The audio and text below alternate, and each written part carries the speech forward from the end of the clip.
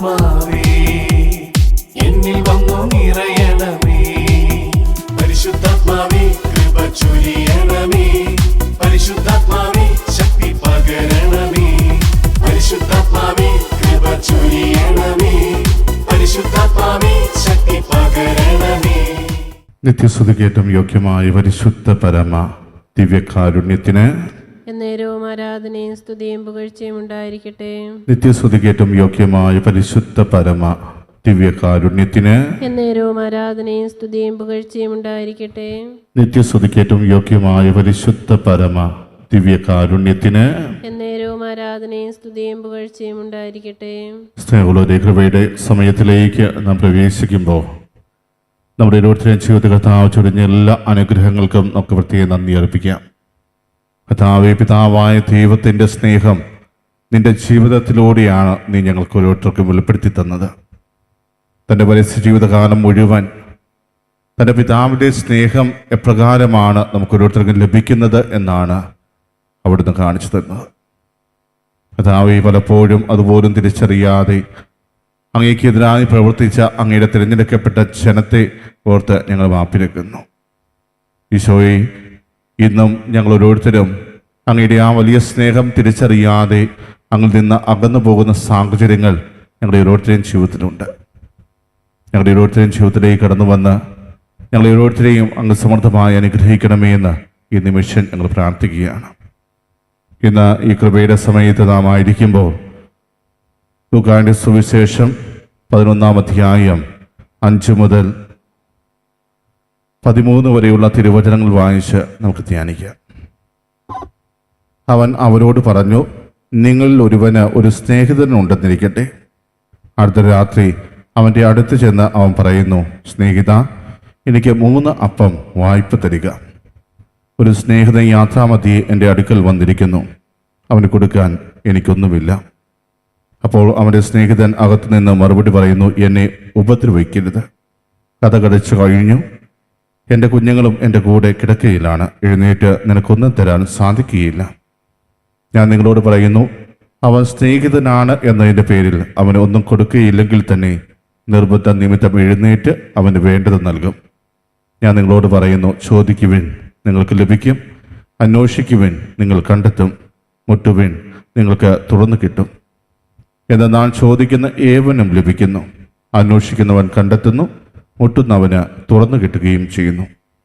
നിങ്ങളിൽ ഏതൊരു പിതാവാണ് മകൻ മീൻ ചോദിച്ചാൽ പകരം പാമ്പിനെ കൊടുക്കുക, മുട്ട ചോദിച്ചാൽ പകരം തേളിനെ കൊടുക്കുക? മക്കൾക്ക് നല്ല ദാനങ്ങൾ നൽകാൻ ദുഷ്ടരായ നിങ്ങൾക്ക് അറിയാമെങ്കിൽ സ്വർഗസ്ഥനായ പിതാവ് തന്നോട് ചോദിക്കുന്നവർക്ക് എത്ര അധികമായി പരിശുദ്ധാത്മാവിനെ നൽകുകയില്ല. സ്നേഹമുള്ളവരെ, ഈ വചനത്തിലൂടെ പ്രാർത്ഥനയുടെ ശക്തി എന്താണെന്നാണ് യേശുനാഥൻ വെളിപ്പെടുത്തി തരിക. യോഹന്നാന്റെ ശിഷ്യന്മാർ പ്രാർത്ഥിക്കുന്നത് കാണുമ്പോൾ യേശുവിൻ്റെ ശിഷ്യന്മാർ യേശുവിനെ സമീപിച്ച് പറയുന്ന ഒരു കാര്യമുണ്ട്.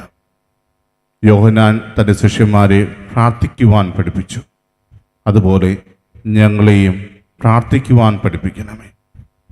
ഈ ഒരു അപേക്ഷ കേൾക്കുമ്പോൾ യേശു അവരെ പഠിപ്പിക്കുന്ന ഒരു പ്രാർത്ഥനയാണ് സ്വർഗസ്ഥനായ പിതാവേ എന്ന പ്രാർത്ഥന.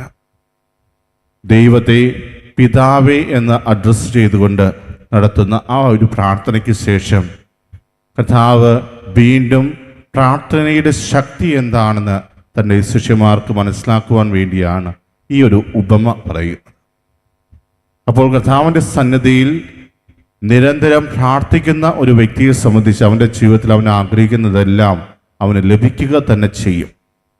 ഒരു പക്ഷേ ചോദിക്കുന്ന ഉടനെ അവൻ്റെ കരങ്ങളിലേക്ക് ലഭിച്ചില്ലെന്ന് വരാം, പക്ഷേ അവൻ ആവർത്തിച്ച് പ്രാർത്ഥിക്കുമ്പോൾ അവൻ്റെ നിർബന്ധ നിമിത്തം ദൈവം അവനിൽ പ്രവർത്തിക്കും എന്നാണ് ഈ ഒരു ഉപമയിലൂടെ കർത്താവ് പറയുവാൻ ആഗ്രഹിച്ചത്. ഈ ഉപമ വായിക്കുമ്പോൾ തന്നെ വളരെ വ്യക്തമാണ്. കാരണം തൻ്റെ ഒരു സ്നേഹിതൻ യാത്രാമധ്യേ തൻ്റെ ഭവനത്തിലേക്ക് വന്നിരിക്കുന്നു, അവന് കഴിക്കുവാൻ എന്തെങ്കിലും കൊടുക്കണം. അതുകൊണ്ടാണ് മറ്റൊരു സ്നേഹിതൻ്റെ അടുക്കൽ പോയി തനിക്ക് 3 അപ്പം വേണമെന്ന് ആ വ്യക്തി പറയുന്നത്. അതിന് ഒത്തിരിയേറെ ഒഴികഴിവ് പറയുന്നുണ്ട്. കാരണം തൻ്റെ കുഞ്ഞുങ്ങളും തൻ്റെ ഒപ്പം കിടക്കയിലാണ്, അവർ ഉറങ്ങുകയാണ്. താൻ എഴുന്നേറ്റ് കഴിഞ്ഞാൽ അത് അവർക്കൊരു അസ്വസ്ഥതയായിരിക്കും. മാത്രമല്ല, കുഞ്ഞുങ്ങൾ എഴുന്നേൽക്കാനുള്ള സാധ്യതയുണ്ട്. അതുകൊണ്ട് യാതൊരു കാരണത്താലും തനിക്ക് ഒന്നും ചെയ്യാൻ സാധിക്കില്ല എന്ന് ആ സ്നേഹിതം അറിയിക്കുമ്പോൾ വീണ്ടും നിർബന്ധ ബുദ്ധിയോടെ തനിക്ക് ഇതുകൊണ്ട് ആവശ്യമാണ്, കാരണം മറ്റൊരാളുടെ അടുക്കൽ പോകാൻ തനിക്ക് ഇനി സമയമില്ല എന്ന് അറിയിക്കുന്ന ഒരവസ്ഥ, തീർച്ചയായും ആ സ്നേഹിതനെ വീണ്ടും തൻ്റെ സ്നേഹിതനാണ് തന്നോട് ഇത് ആവശ്യപ്പെടുന്നത് എന്ന ചിന്ത ഉണർത്തിക്കുകയും ഉറപ്പായും അവനെ സഹായിക്കുകയും ചെയ്യും. കഥാവ് അതാണ് നമ്മളുടെ മുമ്പിൽ അവതരിപ്പിക്കുന്നത്. പലപ്പോഴും പ്രാർത്ഥനയുടെ ശക്തി തിരിച്ചറിയാതെ പോകുമ്പോൾ നമ്മളും ചെയ്യുന്നത് എന്താണ്? ആദ്യമെല്ലാം പ്രാർത്ഥിക്കും, പിന്നീട് നമ്മുടെ പ്രാർത്ഥന കേൾക്കില്ല എന്ന് വിചാരിച്ച് പ്രാർത്ഥിക്കുന്നത് അവസാനിപ്പിക്കും. പലപ്പോഴും നമ്മുടെ ജീവിതത്തിൽ വിശ്വാസത്തിൽ നിന്ന് പുറകോട്ട് പോകാനുള്ള ഒരു കാരണവും അതുതന്നെയാണ്. ഞാൻ എത്ര പ്രാർത്ഥിച്ചിട്ടും കാര്യമില്ല, കാരണം എൻ്റെ ജീവിതത്തിൽ ദൈവം പ്രവർത്തിക്കില്ല എന്ന ഒരു ചിന്ത നമ്മൾ പോലും അറിയാതെ ഉടലെടുക്കുന്നു. പ്രിയമുള്ളവരെ, പലപ്പോഴും പ്രാർത്ഥനയുടെ ശക്തി തിരിച്ചറിയാത്തത് കൊണ്ടാണ് നമ്മൾ അത് ചെയ്യുന്നത്.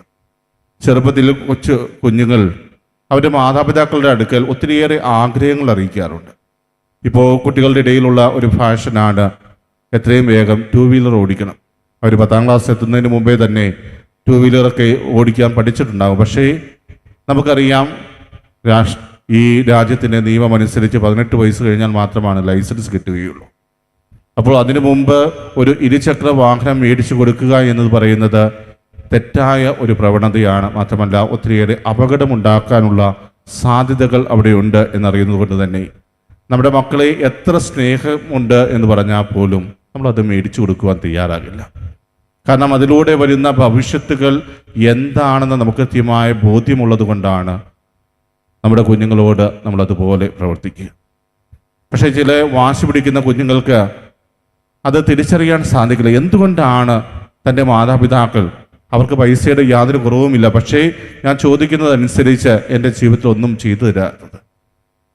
എൻ്റെ കൂട്ടുകാർക്കെല്ലാം ഒത്തിരിയേറെ കാര്യങ്ങളുണ്ട്, പക്ഷേ ഇനി ഞാൻ ഇത് മാത്രമല്ലേ ആവശ്യപ്പെട്ടുള്ളൂ, മറ്റൊന്നും ആവശ്യപ്പെട്ടിട്ടില്ലല്ലോ, പിന്നെ എന്തുകൊണ്ട് എനിക്ക് ചെയ്തു തന്നുകൂടാ എന്ന് ചിന്തിച്ച് മാതാപിതാക്കളോട് വെറുപ്പ് കാണിക്കുന്ന മക്കളെയും ഈ കാലഘട്ടത്തിൽ നമുക്ക് കാണുവാൻ സാധിക്കും. ഇവിടെ അതൊരു കൃത്യമായ മറുപടിയാണ് ഇന്നത്തെ സുവിശേഷത്തിൻ്റെ അവസാന ഭാഗം കർത്താവ് നമ്മുടെ മുമ്പിൽ അവതരിപ്പിക്കുന്നത്.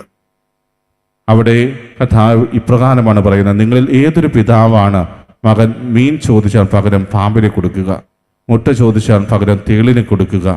മക്കൾക്ക് നല്ല ദാനങ്ങൾ നൽകാൻ ദുഷ്ടരായ നിങ്ങൾക്ക് അറിയാമെങ്കിൽ സ്വർഗസ്ഥനായ പിതാവ് തന്നോട് ചോദിക്കുന്നവർക്ക് എത്ര അധികമായി പരിശുദ്ധാത്മാവിനെ നൽകുകയില്ല. പ്രിയമുള്ളവരെ, നമ്മുടെ ഓരോരുത്തരുടെയും ജീവിതത്തിൽ ഏറ്റവും ആവശ്യമായത് എന്താണെന്ന് പിതാവായ ദൈവത്തിനറിയാം. ആ ഒരു നിമിഷം നിന്റെ ജീവിതത്തിൽ നീ ഇപ്പോൾ ആഗ്രഹിക്കുന്നതിനേക്കാൾ ഉപരിയായി നിനക്ക് ആവശ്യമായത് എന്താണെന്ന് അറിയുന്ന കർത്താവ് അതിനനുസരിച്ച് മാത്രമാണ് നിന്റെ ജീവിതത്തിൽ പ്രവർത്തിക്കുക. പലപ്പോഴും കർത്താവിൻ്റെ പ്രവർത്തനം എപ്രകാരമാണ് നമ്മുടെ ജീവിതത്തിൽ നടക്കുന്നത് എന്ന് തിരിച്ചറിയാതെ വരുമ്പോൾ നമ്മൾ ഓരോരുത്തരും ചെയ്യുന്നത് എന്താണ്? നമുക്ക് നിരാശയാകും. ഞാൻ എത്ര പ്രാർത്ഥിച്ചാലും യാതൊരു പ്രയോജനവുമില്ല. എൻ്റെ കൂടെയുള്ളവർ, എൻ്റെ മാതാപിതാക്കൾ എല്ലാവരും എന്നെ കളിയാക്കാൻ തുടങ്ങി. നീ ഒരു പ്രാർത്ഥനക്കാരിയല്ലേ, അല്ലെങ്കിൽ നീ ഒരു പ്രാർത്ഥിക്കുന്ന വ്യക്തിയല്ലേ, പിന്നെ എന്തുകൊണ്ടാണ് നിൻ്റെ പ്രാർത്ഥന ദൈവം കേൾക്കാത്തത്? അങ്ങനെ പല വിധത്തിലും നമ്മളെ കുറ്റപ്പെടുത്തുമ്പോൾ നമുക്ക് നിരാശ തോന്നാം, നമ്മളും പതറിപ്പോകാം. കാരണം എന്നെ മനസ്സിലാക്കുന്നവരാരുമില്ല. കർത്താവിൻ്റെ സന്നിധിയിൽ ഞാൻ നിരന്തരം പ്രാർത്ഥിക്കുന്നുണ്ട്. അവർ പറയുന്നത് ശരിയല്ലേ? ഞാൻ എത്ര പ്രാർത്ഥിച്ചാലും ഉത്തരം കേൾക്കുമെങ്കിൽ പിന്നെ ഞാൻ എന്തിനാണ് പള്ളിയിൽ പോകുന്നത്? അങ്ങനെ ചിന്തിച്ചുകൊണ്ട് പലരും വിശുദ്ധ ബലിയിൽ പോലും പങ്കെടുക്കുന്നത് വേണ്ട എന്ന് വയ്ക്കുന്നത് നമ്മൾ കാണുന്ന ഒരു കാഴ്ച തന്നെയാണ്. പ്രിയമുള്ളവരെ, നമ്മുടെ വിശ്വാസം ഒരിക്കലും നമ്മൾ ചോദിക്കുന്നത് കർത്താവ് നൽകിയാൽ മാത്രം ഉണ്ടാകേണ്ട ഒന്നല്ല. മറിച്ച് നമ്മുടെ ജീവിതത്തിൽ എന്തൊക്കെ സംഭവിച്ചാലും ഞാൻ ദൈവത്തിൽ ആശ്രയിക്കും, ദൈവത്തിൽ വിശ്വാസം അർപ്പിക്കും എന്ന തീരുമാനമെടുത്ത് മുന്നോട്ട് പോകുമ്പോൾ നമ്മൾ പോലും ആവശ്യപ്പെടാതെ നമ്മുടെ ജീവിതത്തിലേക്ക് ഇറങ്ങി വന്ന് പ്രവർത്തിക്കുന്ന കർത്താവിനെ നമുക്ക് കാണുവാൻ സാധിക്കും.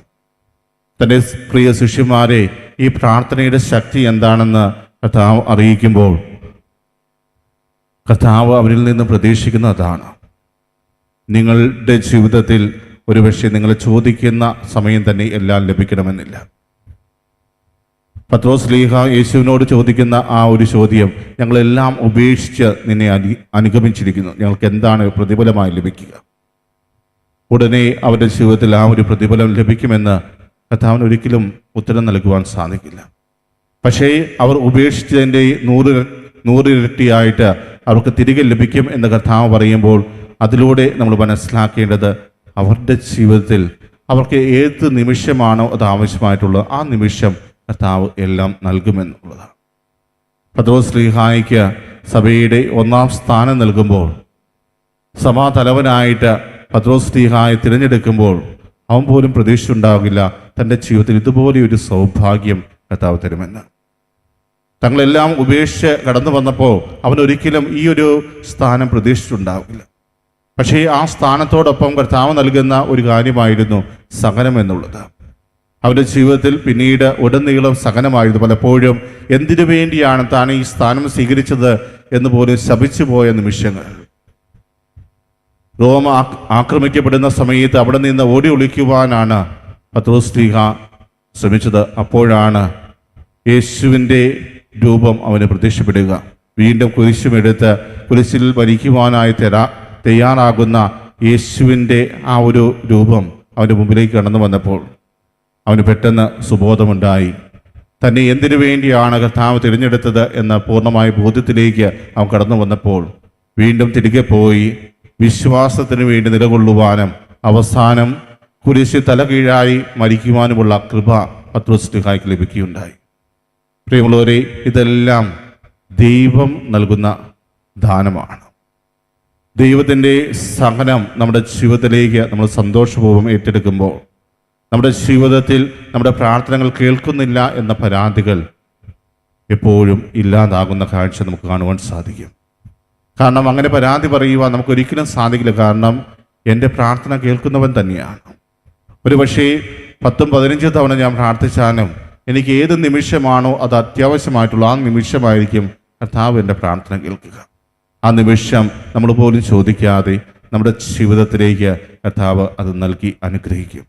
അതിനാൽ പ്രിയമുള്ളവരെ, പ്രാർത്ഥനയിൽ ഒരിക്കലും മടുപ്പ് കാണിക്കാതിരിക്കുക. നിന്റെ ജീവിതത്തിൽ നീ എന്തെല്ലാം ആഗ്രഹിച്ച് പ്രാർത്ഥിക്കുന്നു അതെല്ലാം നൽകുവാൻ കർത്താവിന് സാധിക്കും. മനുഷ്യർക്ക് അസാധ്യമായത് ദൈവത്തിന് സാധ്യമാണ് എന്ന് കർത്താവ് ആവർത്തിച്ച് പറയുമ്പോൾ പ്രിയമുള്ളവരെ, നമ്മുടെ പ്രാർത്ഥനകൾ ഒരുപക്ഷേ നമ്മളെ ശ്രമിക്കുന്നവർക്ക് തോന്നാം ഇതൊരിക്കലും നടക്കാൻ പോകുന്ന ഒരു കാര്യമല്ല. അവൻ എന്തൊക്കെ പ്രാർത്ഥിച്ചാലും അവൻ്റെ ജീവിതത്തിൽ ഇതൊന്നും നടന്നു കിട്ടില്ല എന്ന് അവർ പറയാം. പക്ഷേ അവിടെ ദൈവത്തിന് പ്രവർത്തിക്കാൻ സാധിക്കും. അതുകൊണ്ട് ആണ് കർത്താവ് നമ്മോട് പറയുന്നത്, നിങ്ങൾ ചോദിക്കുവിൻ നിങ്ങൾക്ക് ലഭിക്കുക തന്നെ ചെയ്യുമെന്ന്. പ്രിയമുള്ളവരെ, ഇന്നത്തെ സുവിശേഷത്തിൽ അത് വളരെ വ്യക്തമായിട്ട് പറയുന്നത് ഇപ്രകാരമാണ്: ചോദിക്കുവിൻ നിങ്ങൾക്ക് ലഭിക്കും, അന്വേഷിക്കുവിൻ നിങ്ങൾ കണ്ടെത്തും, മുട്ടുവിൻ നിങ്ങൾക്ക് തുറന്നു കിട്ടും.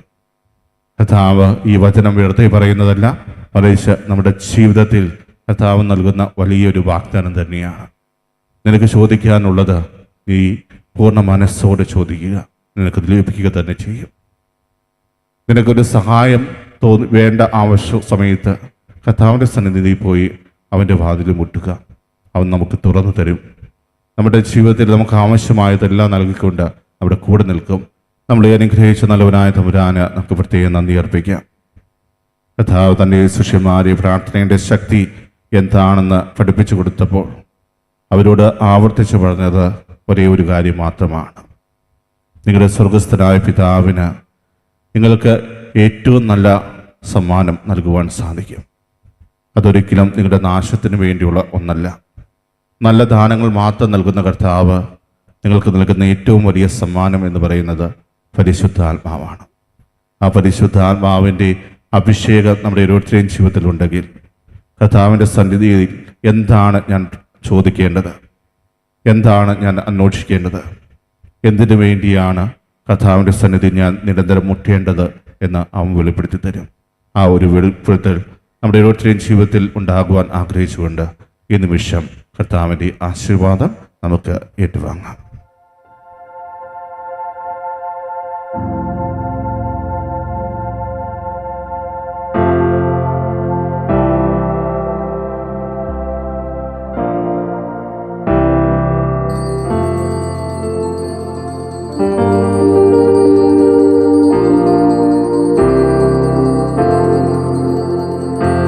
പരിശുദ്ധ പരമമാം ദിവ്യകാരുണ്യമേ, എന്നുമെന്നും അങ്ങേക്കാരാധന.